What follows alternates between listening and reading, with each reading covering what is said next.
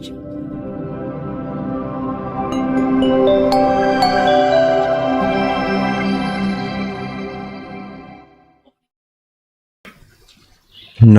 tassa bhagavato arahato sama sambuddhassa. Namo tassa bhagavato arahato sama sambuddhassa. Namo tassa bhagavato arahato sama sambuddhassa. Atahi atanunato kohi nato parusia atanahi sudantena natang labhati dulabanti. Diri sendiri sesungguhnya adalah pelindung bagi diri sendiri, karena siapa pula yang dapat menjadi pelindung bagi dirinya setelah dapat mengendalikan dirinya dengan baik, ia akan memperoleh perlindungan yang sungguh amat sukar dicari. Pemimpin puja bakti, para bapak, ibu, saudara-saudari sekalian, selamat pagi. Berjumpa di pagi hari ini, baik dari wihara maupun juga yang ada di rumah. Tentu di masa saat ini kita masih di dalam masa pandemik COVID-19. Maka pertama-tama Bante menyampaikan tetap menjaga kesehatan. Jangan lupa ya mengenakan masker, jangan lupa ya bawa hand sanitizer, dan tetap ya jaga jarak satu sama yang lainnya. Karena kesehatan merupakan salah satu kekayaan yang berharga. Karena kalau kita punya kesehatan, maka kita banyak kesempatan untuk belajar dhamma dan juga banyak kesempatan untuk praktek dhamma. Para bapak dan ibu, saudara-saudari sekalian, tentunya hampir ya berapa bulan tuh, dari bulan awal April sampai sekarang kita masuk ya di dalam era yang berbeda dengan sebelumnya, di mana saat ini ya bukan hanya kita saja, tetapi hampir seluruh belahan dunia juga terkena dampak dari COVID-19 ini. Dan tentu dampak yang diakibatkan juga cukup terasa. Tetapi Guru Agung senantiasa memberi satu motivasi kepada kita. Apa motivasi yang Guru Agung sampaikan? Beliau senantiasa memberi satu semangat, dorongan. Kehilangan kekayaan bukanlah kehilangan terbesar. Kehilangan kedudukan bukanlah kehilangan terbesar. Kehilangan sanak saudara juga bukan kehilangan terbesar. Kehilangan terbesar ketika seseorang kehilangan kebijaksanaan. Dan satu keberuntungan yang patut kita syukuri, ya kita masih punya kesempatan untuk belajar dhamma, baik secara langsung maupun juga melalui virtual. Karena di masa sekarang ini ya kita punya banyak kesempatan untuk mengembangkan kebijaksanaan. Karena di dalam kehidupan kita tidak hanya berbicara yang menyenangkan, di dalam kehidupan kita juga tidak berbicara hanya tentang kemudahan, tetapi di dalam kehidupan ya kita akan ketemu dengan berbagai macam hambatan dan kesulitan. Itu sudah paketnya kehidupan. Makanya kalau orang hidup maunya cuma yang mudah, maunya kok yang gampang, ya itu sudah Anda lewati kok. Masa kanak-kanak sudah Anda lewati. Jadi semua serba mudah, apa-apa gampang, telunjuknya juga telunjuk ampuh. Jadi kalau nelunjuk apa, orang tuanya langsung mengabulkan kalau anak-anak. Tapi kan sekarang ya kita sudah beranjak dewasa, tidak semua masalah yang kita hadapi dengan telunjuk semua selesai. Mesti ada upaya-upaya. Dan salah satu hal yang patut kita usahakan, patut kita perjuangkan adalah jangan lupa mengembangkan kebijaksanaan. Karena kehidupan itu tidak selalu sama dengan yang kemarin. Ya, jadi kehidupan kita tidak selalu sama dengan yang kemarin. Kalau Anda hanya merindukan yang kemarin, ya menderitalah sekarang. Wah, sebelum COVID dagangan laris, sebelum COVID apa-apa mudah, ya mau ke wihara pun juga gampang. Enak ya dulu berbeda dengan sekarang. Bagaimana di masa sekarang supaya kita siap menerima perubahan ini? Tidak lain, kita perlu mengembangkan kebijaksanaan. Makanya pagi hari ini ya saya nulis artikel nih ceritanya nih. Ini ceritanya nulis artikel ya supaya Bapak Ibu setelah pulang dari sini ilmunya masih dapat. Ya, jadi artikelnya ini bukan hanya pelengkap puja bakti loh ya. Ini semua ini ada muatan-muatan dhamma yang bisa dibaca. Kalau seandainya nanti ketemu dengan hal yang kurang berkenan, buka lagi. Kita adalah apa yang kita lakukan. Ya nanti kalau pandemiknya selesai, nanti jalan-jalan ke Myanmar. Nanti kalau pandemiknya selesai, ada salah satu tempat. Ini cerita dulu lah. Ya, jadi ada salah satu tempat waktu saya ke sana. Ya, ketika masuk ke Dhammasala, puja bakti begitu ya. Ya namanya jalan-jalan bersama dengan rombongan masuk. Ketika pulang dibalik. Jadi kalau kita habis namaskara begini kan kita keluar tuh. Keluar kan menghadap keluar. Ya menghadap keluar lah. Nah nanti di kanan kiri pintu itu nanti ada cermin. Cermin yang orang punya untuk berhias itu loh. Itu pengalaman pertama yang pernah saya temukan. Saya tanya, kok di Dhammasala ada cerminnya ya? Di sini ya jarang ada sih ya. Jadi kalau kita sebelum keluar dari Dhammasala itu sebelah kanan dan kiri itu ada cermin. Cermin seperti Bapak Ibu punya di rumah itu loh yang untuk berhias. Saya tanya, kenapa ada cermin di Dhammasala? Memang mesti kita rapi-rapi dulu sebelum keluar? Oh enggak.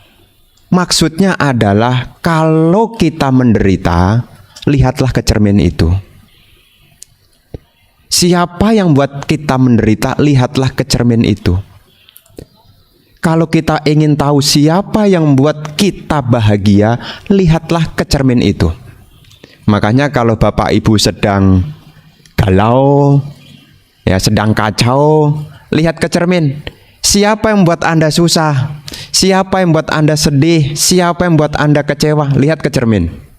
Lihat wajahnya siapa? Lihat wajahnya siapa? Diri sendiri. Orang di sekitar kita itu hanya titip informasi kok. Jadi orang yang di luar kita itu hanya titip informasi. Salah sendiri titipan informasinya disimpan lama-lama. Ya kan? Wah Bante, saya dikecewakan dia. Itu titip informasi. Salayatana pacaya pasa, pasa pacaya wedana. Pintu indria ketemu kontak, kontak ketemu perasaan. Salah sendiri perasaannya tidak latihan untuk dilepaskan. Maka di pagi hari ini, ya ini sengaja saya buat. Ya ini pakai mikir nih buatnya nih. Ya, jadi ini saya sengaja saya buat supaya Bapak Ibu dimulai ya. kehidupan kita ini tidak lepas dari perubahan.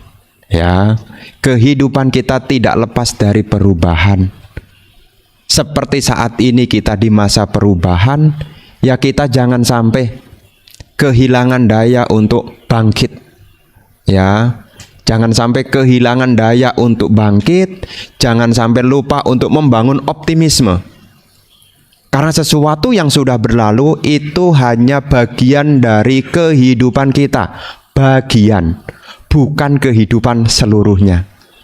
Jadi masa lalu dari kehidupan kita itu hanya bagian dari kehidupan kita. Kita masih punya masa sekarang dan juga masa akan datang. Masa sekarang bangkitlah untuk membangun optimisme di masa mendatang. Jangan sampai kita terburuk hanya bergantung kemarin. Ya dulu ini ceritanya dulu, kemarin kan dulu itu ada salah satu lagu pop itu dulu. Kemarin kau ada di sini itu loh. Ya kan? Jadi kalau lagunya kemarin kau ada di sini, ya hancur, harapannya hancur. Ya, jadi para umat Buddha sekalian, setiap orang punya masa lalu. Apa yang sekarang akan menjadi kemarin, dan apa yang kita lakukan sekarang dengan penuh perhatian, ini akan membawa kita pada arah. Tapi kalau sekarang bingung, ini jadi masalah baru. Orang yang paling menderita, ini cerita orang yang paling menderita. Orang yang paling menderita adalah orang yang tidak tahu apa yang harus dikerjakan. Itu paling menderita.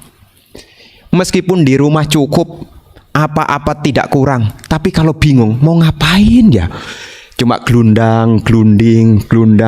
Awal-awal COVID kan begitu kan, cuma di rumah glunding bingung, mau keluar takut COVID, di rumah tambah puyeng. Kenapa? Tidak tahu apa yang harus dikerjakan. Maka di sini Bapak dan Ibu, saudara-saudari sekalian, ya kita berusahalah seperti apa yang Guru Agung sampaikan, bahwasanya diri sendiri sesungguhnya adalah pelindung bagi dirinya sendiri. Karena siapa pula yang dapat menjadi pelindung bagi dirinya? Ini satu renungan kepada kita semua, ya. Jadi ini menjadi satu renungan kepada kita semua untuk ya evaluasi.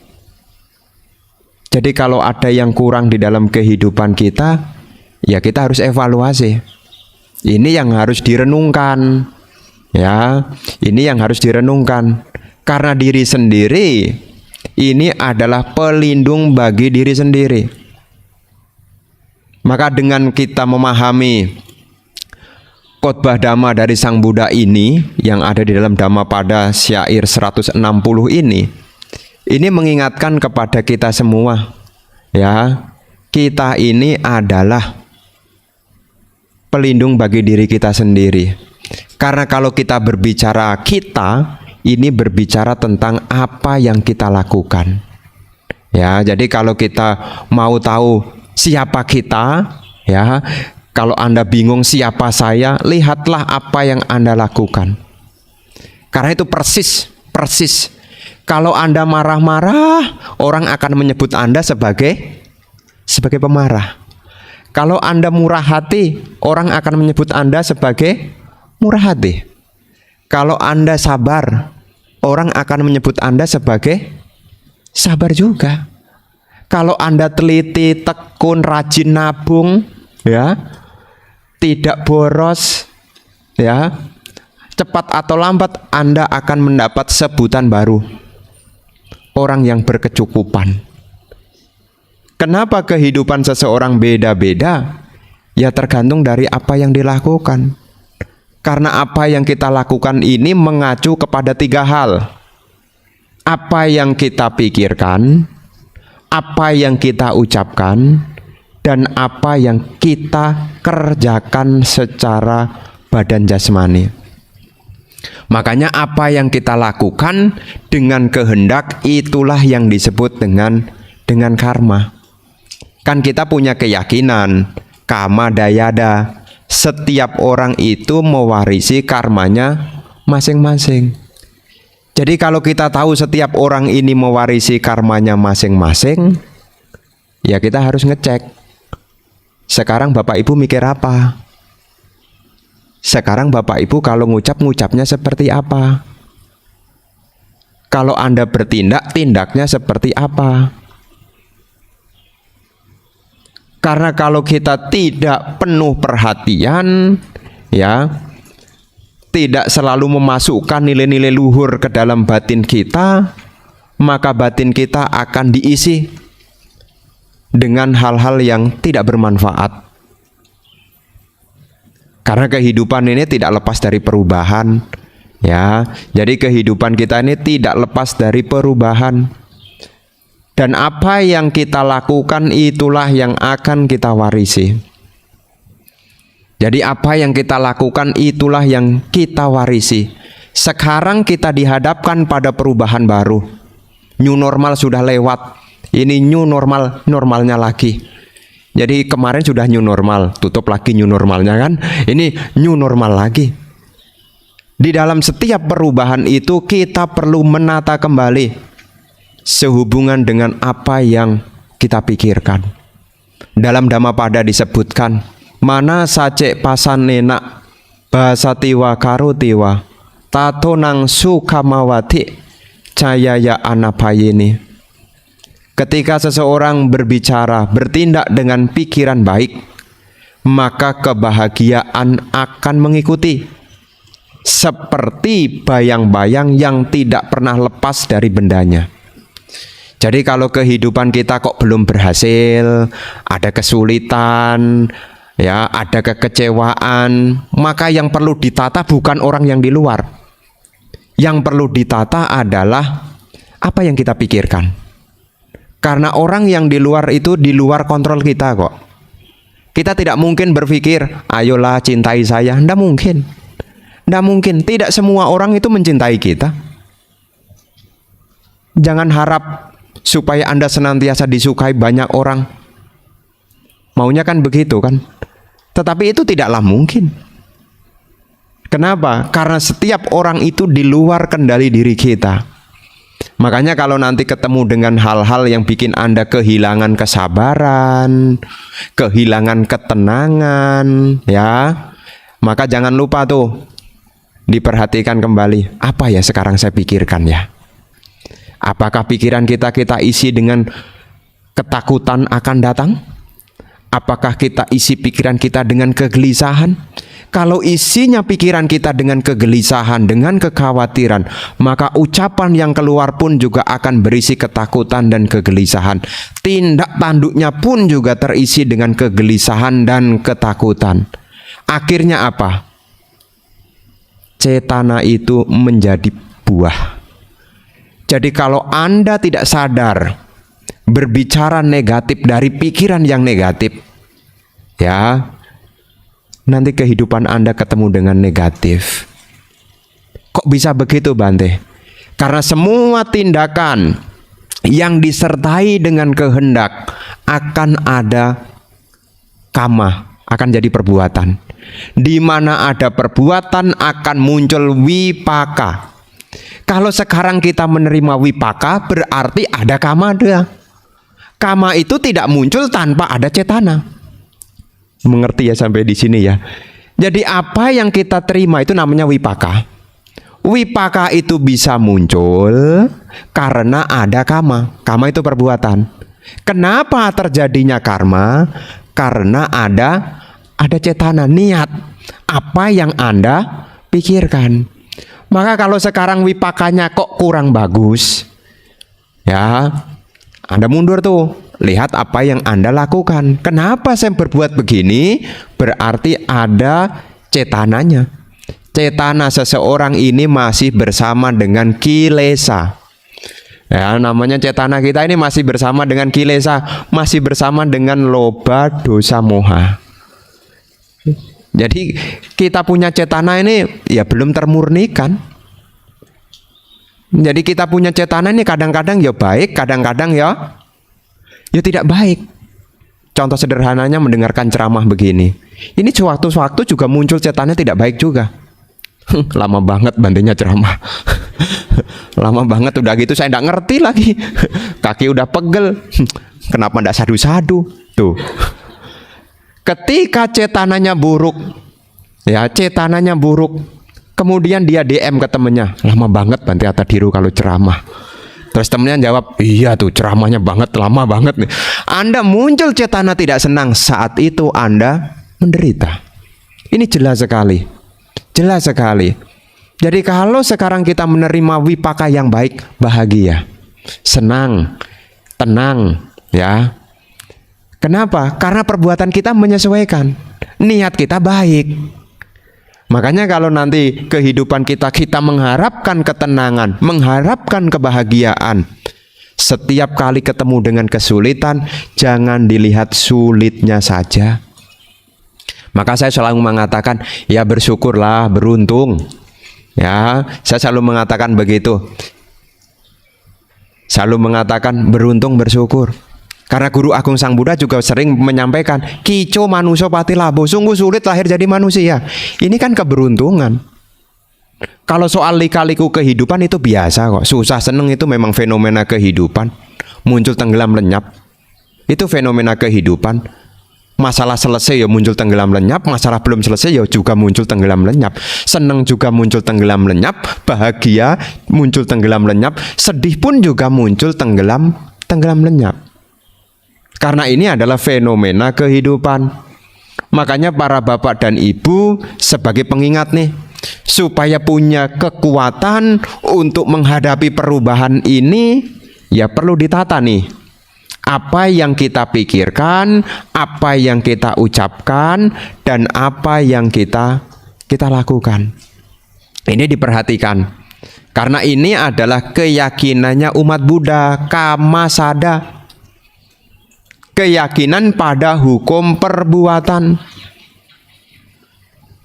Karena tidak mungkin, ya tidak mungkin, tidak ada ceritanya tiba-tiba, itu tidak ada. Dalam pengertian Buddhis tidak ada yang tiba-tiba. Anda bangun pagi tidur, jadi bangun tidur itu ya, pagi-pagi bangun tidur, itu kadang-kadang bisa bad mood loh. Bad mood itu suasana hatinya tidak nyaman, antusiasnya kurang. Kenapa antusiasnya kurang? Itu pun juga ada sebabnya kalau Anda telusuri. Makanya kalau nanti bangun pagi, para perumah tangga sekalian, bangun pagi jangan langsung ke toilet. Bangun pagi duduk dulu, tenangkan dulu pikirannya, bikin kehendak yang baik. Ya, bikin kehendak yang baik. Semoga hari ini saya bahagia. Semoga hari ini usaha saya lancar. Semoga hari ini saya tambah sabar. Jangan buru-buru ke toilet. Ya, nanti sampai toilet ternyata toiletnya dipakai sama saudara yang lain, jengkel. Ya, nanti jengkel. Makanya bangun pagi jangan buru-buru, santai dulu. Duduk dulu, nyaman dulu. Bikin kehendak yang baik. Ini bahasa-bahasa perumah tangga. Ya, saya berusaha menyamakan dengan bahasa perumah tangga. Karena saya juga dapat bocoran dari perumah tangga. Saya bingung Bante mau ngapain. Makanya pagi-pagi bikin kehendak yang baik.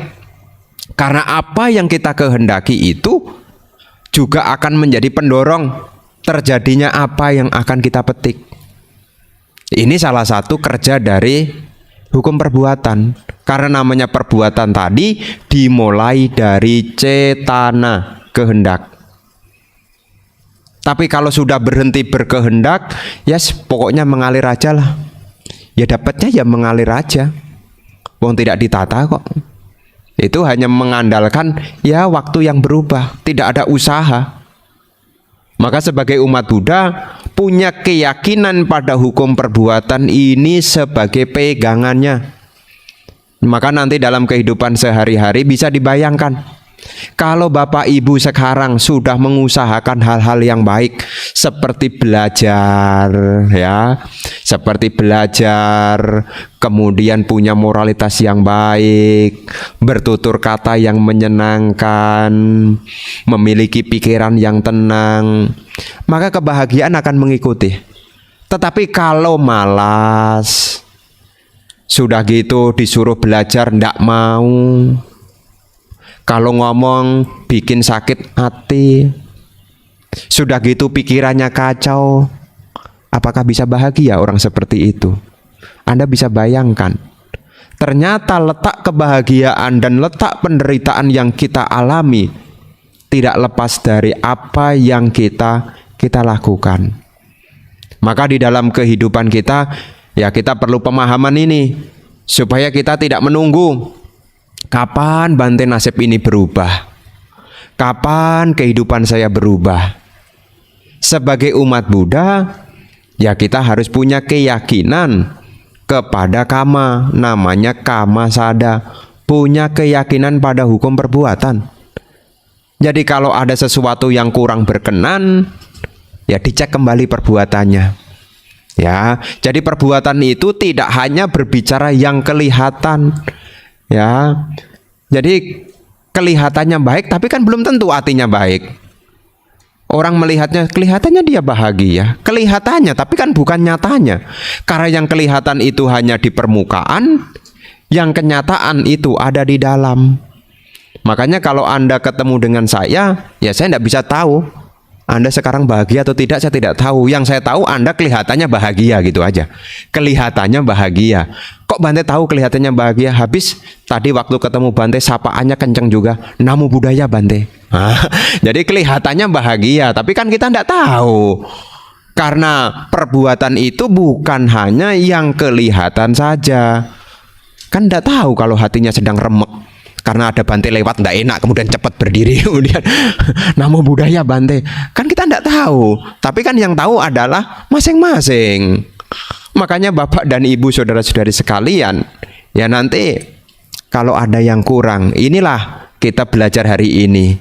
Makanya ada karma menurut fungsinya. Jadi perbuatan yang kita lakukan ini ada fungsinya. Jadi tindakan-tindakan kita ini ada fungsinya. Karena perbuatan kita yang pertama itu berfungsi untuk menghasilkan, namanya janaka kama. Jadi kalau ada sesuatu yang kurang, ya, jadi kalau ada sesuatu yang kurang, berarti Anda perlu menanam, begitu loh mudahnya. Jadi janaka itu sifatnya adalah menghasilkan. Ini bisa dibaca lebih lengkap di dalam Majjhima Nikaya yang berjudul Cula Kama Vibhanga. Ya, di dalam Majjhima Nikaya Cula Kama Vibhanga itu uraian jelas sekali. Setiap perbedaan-perbedaan seseorang itu tidak lepas dari apa yang dulu dia lakukan. Dulu itu terjadi dimulai dari sekarang. Jadi kalau sekarang kita menerima wipaka yang kurang baik sebagai janakanya, sebagai penghasilnya, kita perlu membangkitkan hal-hal baik ke dalam diri kita. Ini namanya janaka. Jadi kalau belum ada, ya sekarang apa-apa masih sulit, ya tidak apa-apa. Kan sudah masa lalu. Karena apa yang kita terima sekarang salah satunya kan buah dari masa lalu. Tetapi sekarang ini juga kesempatan bagi kita untuk mengkondisikan masa depan. Jadi kalau pengen menghadapi kehidupan kita ketemu dengan perubahan lebih baik, kondisikan nih sekarang nih. Minimal jangan pernah berhenti belajar, itu minimal. Karena dalam praktek dhamma itu dimulai nomor 1 dari pariyati. Ya, pariyati baru pati, pati baru patiweda. Penembusan itu sebagai hasilnya, pati-pati itu prakteknya, pariyati itu belajarnya. Jadi kalau sekarang ketemu kesulitan, ketemu hambatan, maka yang perlu dipersiapkan adalah belajar, dan belajar. Dan kalau belajar sebagai perumah tangga mesti variatif. Ya, belajarnya variatif. Jangan cuma satu aja. Nanti kalau satu buntu nanti tidak tahu. Ya, nanti taunya cuma nyuci piring. Nanti kalau piringnya sudah tidak dicuci lagi, tidak ada yang dicuci lagi, bingung mau ngapain. Karena keterampilannya cuma satu, yaitu nyuci piring. Jadi kalau masa diulang lagi habis dicuci lagi, kan tidak begitu kan. Ini hanya contoh ya sebagai perumah tangga. kalau ketemu hambatan, ketemu kesulitan, jangan pernah berhenti belajar. Jadi kalau ada kesulitan, jangan pernah berhenti belajar.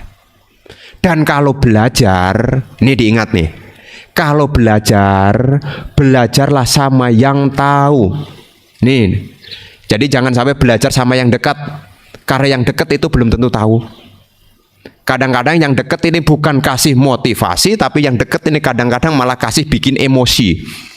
Ya, sudah susah ditanya, jawabannya ya udahlah itu mungkin karmamu, jalani aja.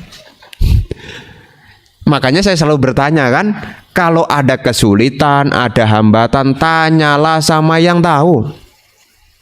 Ya, tanyalah sama yang tahu. Karena nanti kalau Anda bertanya sama yang tidak tahu,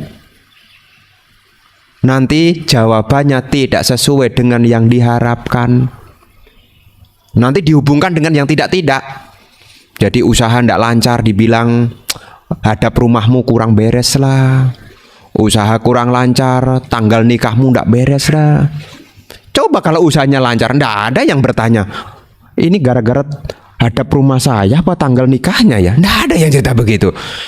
Makanya saya selalu sampaikan, kalau ada kesulitan, kalau ada hambatan, tanyalah sama yang tahu. Karena seringkali jaka sambung, naik ojek, nggak nyambung-nyambung Jack, katanya begitu.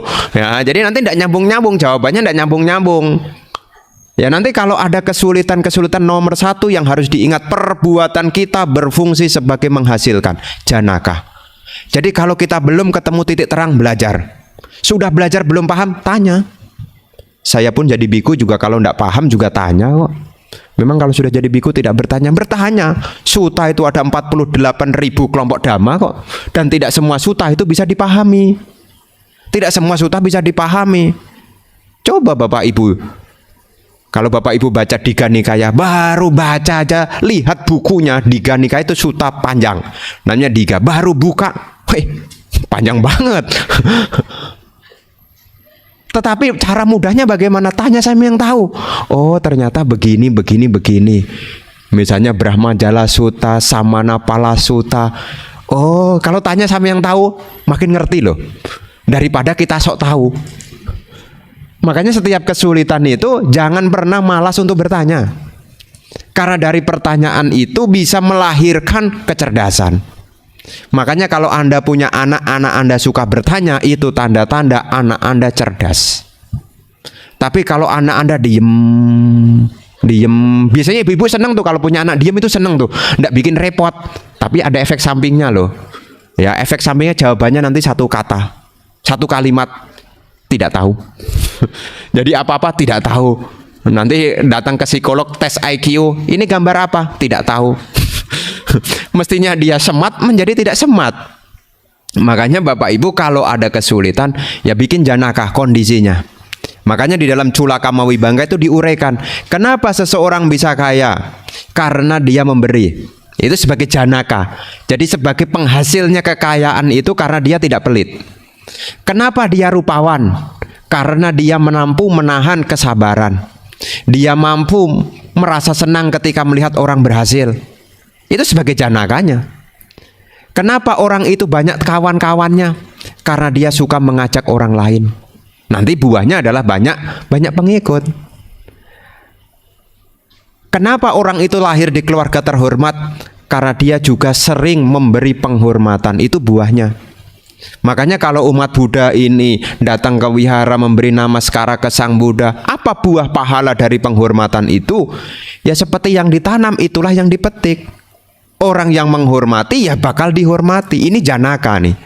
Kalau orang angkuh, tidak mau menghormati, sudah angkuh, tidak mau menghormati, udah gitu pelit lagi. Sudah pelit, gampang cemburuan lagi. Kira-kira lahirnya apa? Sudah miskin, jelek. Ini bukan ngomongin orang loh ya, ini saya berbicara hukum karma, begitu kok Culaka Mawibangga kok. Jadi kalau sekarang Bante kok saya giliran sekarang kok tidak bagus ya, ini kesempatan.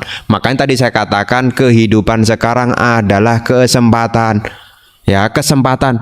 Wah Bante saya ini tidak tercapai, ini tidak tercapai. Tidak apa-apa. Sekarang bikin kondisi. Bikin kondisi memberi meskipun sedikit, memberilah meskipun sedikit. Dan kalau sudah memberi, berbahagialah. Jangan kemudian sedihlah. Jadi kalau sudah memberi, berbahagialah.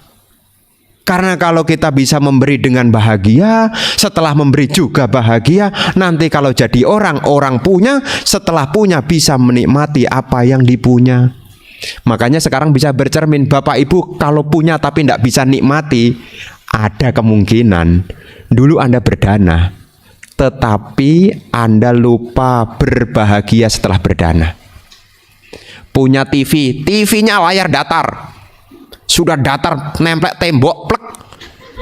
Dimensinya itu 5x5 itu apa 55 inch, gede sekali. Tetapi tidak pernah nonton. Punya tapi tidak nikmati. Ada kan yang begitu? Ada. Ya Bante, ini TV-nya saya danakan ke wihara Bante. Loh kenapa didanakan? Habis di rumah tidak ada yang nonton. Tuh, ada cerita begitu. Karena seringkali wihara dapat hibah-hibahan begitu. Kenapa ada seseorang punya tidak bisa menikmati? Karena setelah memberi, yaitu menyesali. Diingat nih kalau sudah memberi, ya hari Minggu udah diniatkan datang ke wihara, jangan sampai nyesel tuh. Kenapa hari Minggu ini tadi saya ke wihara? Jangan nyesel. Karena apa yang kita lakukan itu berfungsi sebagai janaka, penghasil. Ada orang sehat, ada orang sakit, itu juga ada janakanya. Makanya kalau kita mengharapkan hal-hal yang baik, namanya perumah tangga itu punya satu pengharapan yang sifatnya duniawi, ya. Namanya perumah tangga itu punya pengharapan sifatnya duniawi, seperti punya kekayaan, seperti punya kedudukan, umur panjang, itu kan pengharapan-pengharapan duniawi. Lahir di surga, itu kan pengharapan-pengharapan duniawi. Hal yang dilakukan sekarang adalah praktekkanlah kebajikan. Sebisa mungkin kotoran batin, loba, dosa, moha jangan sampai mendominasi Anda. Karena kalau mendominasi nanti juga jadi bibit juga. Kalau bawaannya benci terus apa Bante? Lahir kemana? Ke neraka. Tuh. Kalau Bapak Ibu gampang benci, dikit-dikit benci, kurang-kurang benci, pokoknya bawaannya benci lah. Sampai disebut sebagai pembenci. Istilah bahasa Inggrisnya itu hater itu loh. Ya. Jadi Bapak Ibu jangan begitu, ya. Jadi jangan sampai dirinya dikuasai kilesa, termasuk keserakahan. Kalau diri kita dikuasai keserakahan, maka keserakahan itu akan membawa kepada alam kesengsaraan. Kok bisa ya Bante? Ya itulah fungsinya perbuatan yang disebut janaka kama. Kama sebagai penghasil. Karena apa yang kita lakukan berulang-ulang ini akan menjadi satu gambaran batin. Ketika kita mau meninggal, kita akan mengalami cuti cita. Ketika cuti cita itu salah satunya akan muncul gambaran batin berupa kama nimita, gambaran tentang perbuatan. Makanya di sini ya sebisa mungkin kalau ada kurang biasa sabar. Ya biasa sabar, ya. Kalau ada kurang biasa sabar. Kalau ada hal yang membingungkan belajar tenang, perhatikan napas masuk, napas keluar, dibiasakan begitu. Jangan biasakan jadi orang bingungan. Kalau bingung dikit-dikit bingung, dikit-dikit bingung. Kalau disuruh tanya bilangnya sederhana, ya sudah karmanya kok Bante. Mana ada begitu? Keyakinan ini memang ada keyakinan pada hukum karma, tetapi kita sebagai umat Buddha mesti punya pengertian tentang janaka karma. Kalau ada sesuatu yang kurang, mesti ada sesuatu yang perlu dikondisikan, bikin bibitnya. Ya, bikin bibitnya. Ini fungsi perbuatan yang pertama disebut sebagai janaka karma. Kemudian fungsi perbuatan yang kita lakukan yang kedua disebut sebagai upatambaga. Upatambaga ini mendukung. Ya, mendukung dari janaka. Jadi kalau seseorang itu sudah lahir dalam kondisi baik, ada fungsi karma supaya tetap mendukung, bikinlah karma baik. Jadi kalau sekarang terkondisi lahir kecukupan, ya, maka di zaman sekarang ya bikin pendukung, yaitu tetap berdana, tetap menjalankan sila, tetap meditasi. Jangan sampai kita hanya menikmati kebahagiaan kita, kemudian lupa membuat kebajikan. Nanti kalau lupa membuat kebajikan, nanti kebajikannya tidak mendukung. Bahkan di dalam syair Dhammapada juga disebutkan, punang ce puriso kayira, kayira tenang punang-punang, tamhi candang kayira tak suko punasa ucayo. Ketika seseorang berbuat baik, hendaklah ia mengulangi perbuatan baik itu dan bergembira atas perbuatan baik itu. Sungguh membahagiakan akibat perbuatan baik. Ingat loh ya, perbuatan itu bukan hanya yang kelihatan. Jadi kalau kita ngomong perbuatan ini bukan hanya mengacu kepada yang kelihatan, tapi juga meliputi apa yang kita pikirkan, apa yang kita ucapkan, dan apa yang kita lakukan. Jadi supaya mendukung. Jadi ada fungsi karma ini yang fungsinya mendukung, namanya upatambaga, mendukung. Jadi kalau sekarang kita baik, ya kita dukung dengan kebaikan. Sama hukumnya. Kenapa Bante yang jahat tetap jahat? Ya karena yang jahat juga didukung dengan yang jahat juga. Kenapa yang bodoh kok tetap bodoh Bante? Karena didukung dengan kebodohan. Ya karena ada perbuatan yang fungsinya untuk mendukung, namanya upatambaga. Kenapa yang pintar kok makin pintar ya Bante? Karena yang sudah merasa pintar tidak lupa setiap duduk baca buku. Makanya kepintarannya tidak berkurang. Stoknya itu selalu ada gitu loh. Ada aja bahannya, tidak kurang-kurang. Jadi seperti toko serba itu loh. Toko serba ada. Ditanya apa? Ada. Jarum ada. Benang ada. Ember ada. Gayung ada. Garam ada. Pasta gigi apalagi. Ya. Kenapa kok selalu mendukung? Karena dia sudah mengkondisikan. Coba kalau tokonya itu tidak didukung, isinya cuma garam tok. Orang tanya Pepsodent ya, tanya pasta gigi, ndak ada. Beras ndak ada. Gimana? Apa-apa ndak ada? Karena ndak didukung. Makanya kalau kehidupan kita kok penuh dengan ndak ada, berarti perlu dukungan. Ya ini sulit, itu sulit, berarti mesti perlu dukungan. Dukungan apa? Kebaikan. Beli beras sulit, beli air sulit, apa-apa sulit. Bahkan temennya dimintain tolong, jawabannya sulit. Kenapa setiap ketemu sulit? Karena tidak pernah didukung dengan kebaikan. Makanya para umat Buddha sekarang nih, ya karena kehidupan samsara ini kan sangat panjang sekali. Dan untuk keluar dari samsara ini tidak mudah. Kita tetap butuh kebajikan. Meskipun kebajikan itu bukan tujuan tertinggi. Karena tujuan tertinggi kita umat Buddha bukan hanya menikmati kebahagiaan. Tujuan tertinggi umat Buddha adalah mencapai kebebasan. Lahir berulang-ulang. Memang lahir jadi orang kaya itu enak. Sudah kaya, umurnya panjang, rupawan, banyak pengikut. Di sana disukai, di sini disukai. Seneng enggak? Mau enggak? Lahirnya kecukupan, sudah gitu rupawan, kayak artis-artis Korea yang didemenin ibu-ibu itu loh. Terus kemudian umurnya panjang. Seseorang bisa menikmati demikian itu juga tidak lepas dari apa yang dia kondisikan kok. Kita hanya karena melihatnya tidak tahu kemudian oh enak ya, enggak. Semua itu ada janakanya, ada bibitnya. Setelah ada janakanya juga ada upatambaganya, ada pendukungnya. Jadi ketika Anda datang ke wihara berdana menjalankan sila ini, ya membuat dukungan. Ini yang kedua, upatambaga. Yang ketiga, upapilaka. Ini perbuatan yang fungsinya untuk menekan, sebaliknya. Jadi menekan janaka. Ya, janaka itu bibit yang tidak baik. Contoh sederhananya adalah bibit yang tidak baik. Ini bisa ditekan. Namanya upapilaka. Ini ada di dalam Samyutta Nikaya. Itu ada judul khotbah yang berjudul Lona Sutta. Lona itu garam, khotbah tentang garam. Ya, di dalam khotbah tentang garam itu disampaikan supaya rasa asin itu berkurang, maka perlu ditambahin dengan air tawar. Demikian pula kalau kita punya janaka bibit yang kurang baik, supaya ini bisa tertekan, maka sekarang bikinlah karma baik. Jadi kalau sekarang kita dibenci orang, tidak apa-apa. Itu karma masa lalu kok. Tetapi sekarang kita harus mengembangkan meta. Semoga saya berbahagia, semoga dia bahagia. Kalau ada orang berhasil, ikut bahagia. Jadi kalau ada orang berdana ikut mengucapkan sadu, saya ikut bahagia. Ini sebagai kondisi, ini juga bisa menekan yang dulunya dibenci sekarang bisa dicintai. Makanya benci-benci tapi rindu akhirnya. Dulu dibenci akhirnya dirindui. Kenapa? Karena setelah dia mengerti, dia mengembangkan cinta kasih.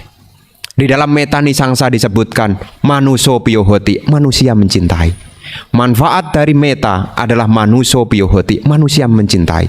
Amanuso piyohoti, yang bukan manusia juga mencintai. Dewa rakati, para dewa juga melindungi. Ini salah satu mengapa meditasinya pakai objek cinta kasih, supaya Anda juga punya dukungan. Di sana disukai, di sini disukai, di mana-mana disukai. Kan maunya begitu kan? Karena dikatakan 1000 teman itu rasanya masih kurang. Punya 1 musuh rasanya kebanyakan. Makanya di mana-mana ya berusahalah mengembangkan cinta kasih. Ya, selain praktek dana, sila, samadhi, kembangkanlah cinta kasih.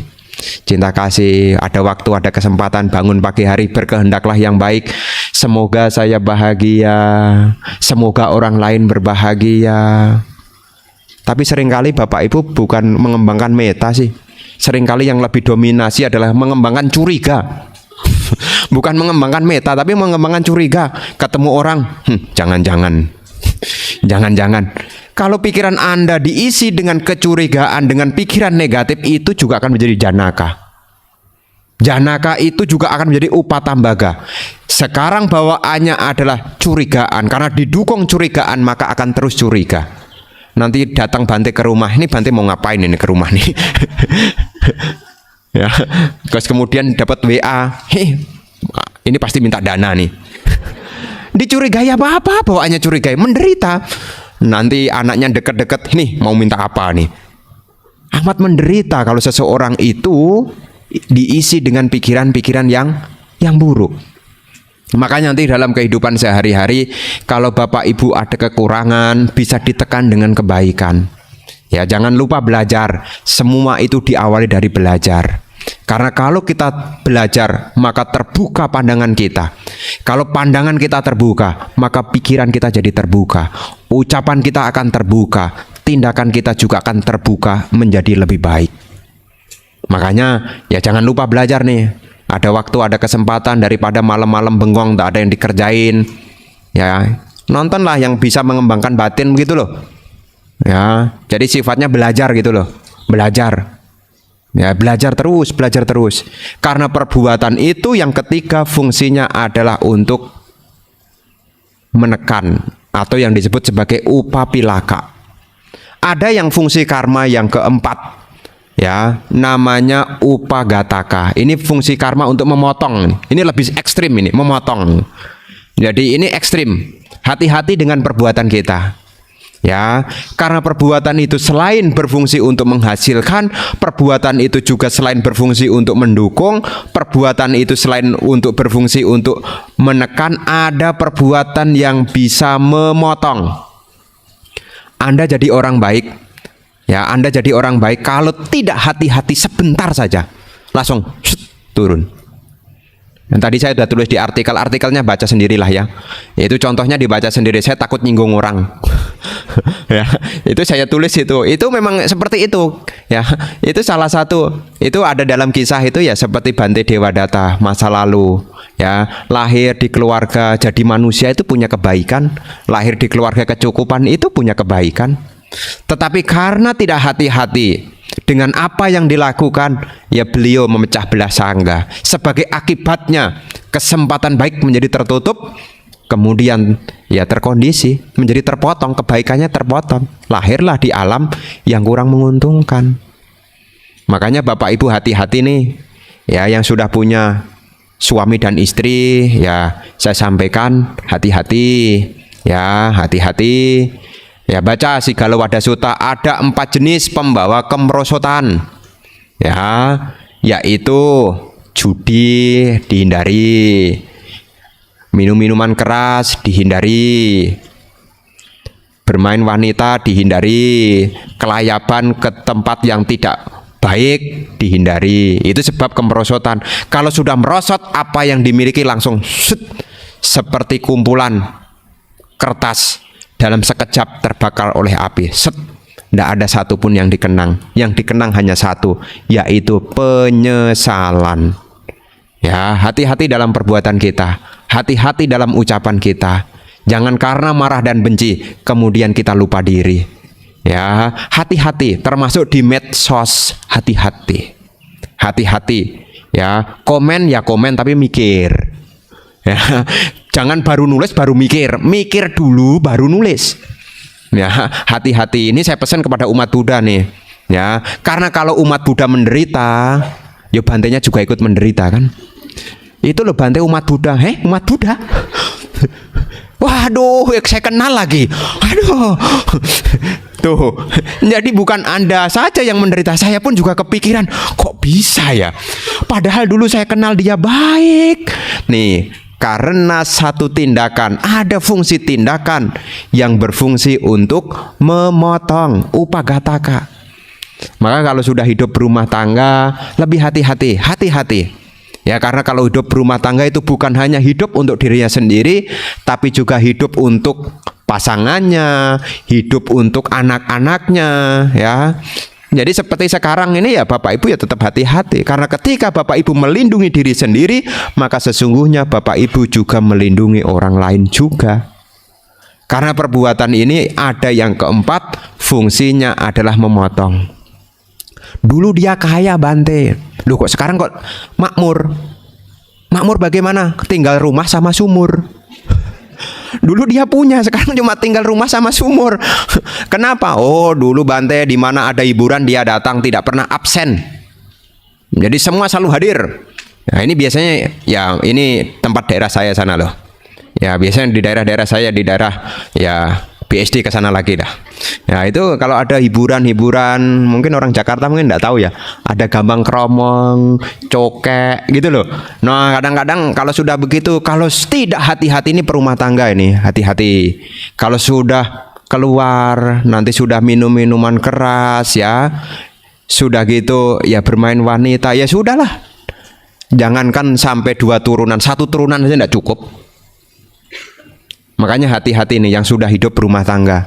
Ya, karena sekarang kan ya dihadapkan pada kemudahan-kemudahan, hati-hati. Ya, termasuk juga Anda punya smartphone ya lebih smart sedikit lah. Ya, bukan hanya smartphone-nya yang smart, tapi orangnya ya smart juga lah.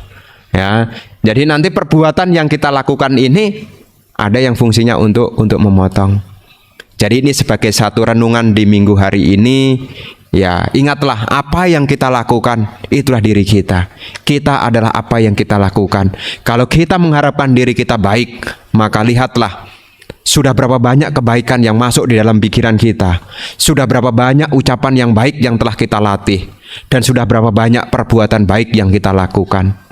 Demikian pula kalau kita menderita, Anda juga mesti ngecek berapa banyak pikiran buruk di dalam diri Anda. Berapa banyak kata-kata keluar buruk yang telah Anda keluarkan. Dan tindakan buruk apa saja yang telah Anda lakukan. Itulah sebagai cermin yang harus Anda perhatikan. Dan saya berharap kepada para bapak dan ibu saudara sekalian untuk senantiasa menuntun diri ke arah yang benar. Karena kehidupan yang kita jalani ini tidaklah lama. Ya tidak lama. Tahu-tahu ini sudah bulan apa nih? Tahu-tahu November loh. Sebentar lagi sudah Desember loh. Nanti akhir Desember sudah all and new tuh. Waktu ini cepat sekali, cepat sekali. Maka di dalam waktu yang cepat jangan pernah berhenti untuk mengembangkan kebaikan. Semua dimulai dari belajar. Jangan pernah malas untuk belajar. Ya, malas belajar ya sudah. Tidak ada pengharapan baik. Maka dikatakan kalau seseorang itu bodoh, ya, kalau seseorang itu bodoh, maka dia tidak akan bisa mempunyai kekayaan. Kalau bodoh tidak punya kekayaan, kalau tidak punya kekayaan, tidak punya kebajikan. Anda kalau tidak punya kekayaan apa bisa melakukan kebajikan? Mau datang ke wihara, pikirannya, nanti kalau saya datang ke wihara nanti untuk beli ini apa ya? Tuh, karena kekurangan. Maka jangan sampai para umat sekalian ya tidak mengusahakan untuk belajar. Maka yang masih punya putra dan putri, semangati untuk ayo terus belajar.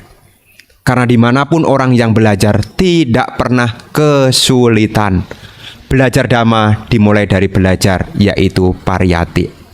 Begitu Bapak Ibu yang perlu saya sampaikan, karena waktunya sudah pukul 11 ya, tidak elok kalau panjang-panjang. Ya, jadi sekian, terima kasih atas perhatiannya. Semoga apa yang saya sampaikan bisa Anda mengerti. Dan kalau belum jelas, ya nanti kapan-kapan bisa ditanya kembali.